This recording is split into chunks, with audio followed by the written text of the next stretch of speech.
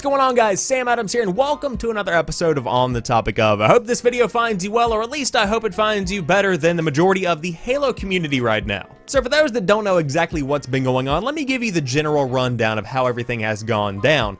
A couple of years back, there was a version of Halo 3 released online in the Russian market for free. You could play it for free. It was a big free-to-play game, and people fell in love with it, but for one reason or another, Microsoft or 343 or Bungie, somebody chose to pull the plug on that project. The assets were then leaked, and work has been done on it to bring it worldwide in an unofficial kind of way, which has brought along the ElDewrito mod, which essentially makes it playable, etc., and improves the game, brings pretty much the classic Halo experience to PC, and with version 0.6 that was released a couple of days ago, it essentially made the game what everybody has been wanting for years, which is a classic Halo experience on a modern PC that everybody can play, and boy did people play it. As a matter of fact, at one point on Twitch, there were more people streaming Halo online than Halo 5, so needless to say, as an unofficial project, Microsoft was a little bit pissed off, for lack of a better term, and decided to go ahead and take some action against the content creators that were streaming this, making YouTube videos, etc., and also those that are working on the mod. So I've seen a couple of people that have been making content attacked,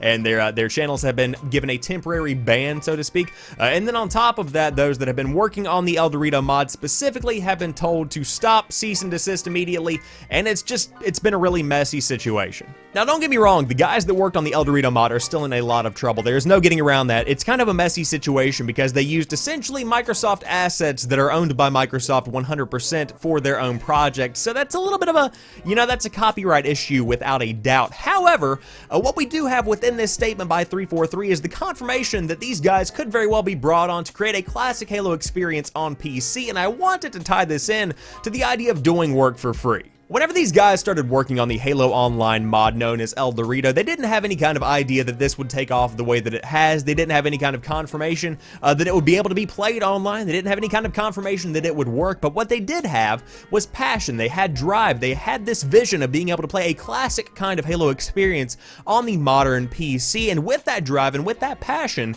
they were able to make that happen, and people absolutely fell in love with it. And with that free work that they put in, the hours and hours of free work that they put in to get this thing up and running, they now have a potential job opportunity to work with Microsoft and 343 on a future Halo project.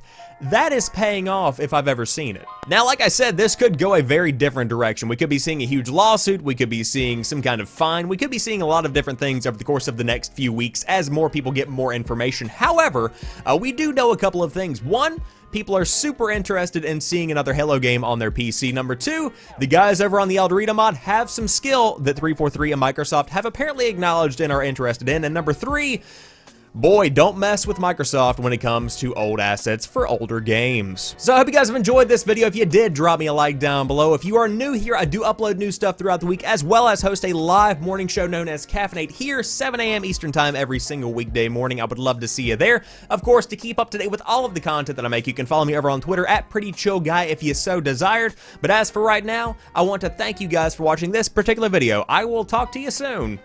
Peace.